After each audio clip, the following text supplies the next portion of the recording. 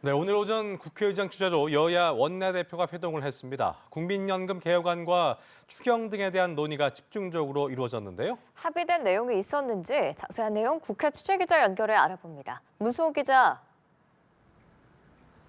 네, 우원식 국회의장 주재로 진행된 여야 원내대표 회동은 약 1시간 동안 진행됐습니다. 회동을 마치고 나온 여야 관계자들의 표정은 썩 밝진 않았는데요. 이번 회동에선 연금 개혁과 추경 편성이 주된 논의 대상이었습니다. 여야는 소득 대체율 43%에 대한 공감대를 재확인하는 시간을 가졌지만 연금 개혁 특위 구성 문제에 대해선 여전히 입장 차를 좁히지 못했습니다. 이번에도 특위 구성은 추후 논의로 넘어가게 된 건데요. 국민의힘 박형수 원내수석 부대표는 상임위에서 군복무 크레딧, 출산 크레딧을 해결하고 난 후에 연금특위 여야 합의 처리 문구 기재 여부를 같이 결정하기로 했다고 밝혔습니다. 민주당 박성준 원내수석 부대표는 여야 합의 처리 문구를 넣는 건 최대행에게 거부권 명분을 주는 것으로 받아들일 수밖에 없다면서 합의가 안 됐을 경우에 다수결의 원칙으로 가야 한다고 강조했습니다.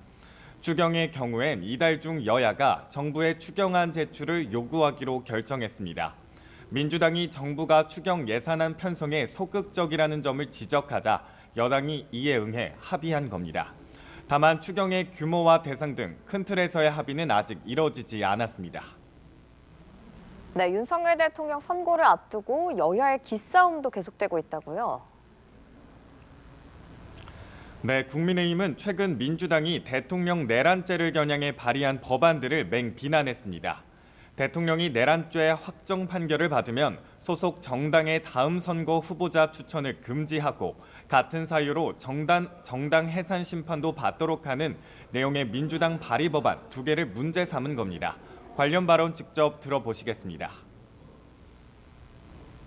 최소한의 정치적 견제 세력마저 제거하고 일당 독재를 하겠다는 민주당의 무서운 야욕을 그대로 보여주는 것입니다. 이어 권 원내대표는 이런 발상은 한마디로 북한식 독재와 다름없다고 비판하며 이런 악법을 기어이 통과시킨다면 결국 민주당은 내란을 획책하는 위헌 정당으로 영구히 퇴출당하게 될 것이라고 경고했습니다. 또 공수처에는 내란죄 수사권이 없다며 윤 대통령 수사의 적법성에 또다시 의문을 제기했습니다. 반면 더불어민주당은 윤 대통령에 대한 신속한 파면 선고를 재차 촉구했는데요. 이 발언도 직접 보시고 오겠습니다.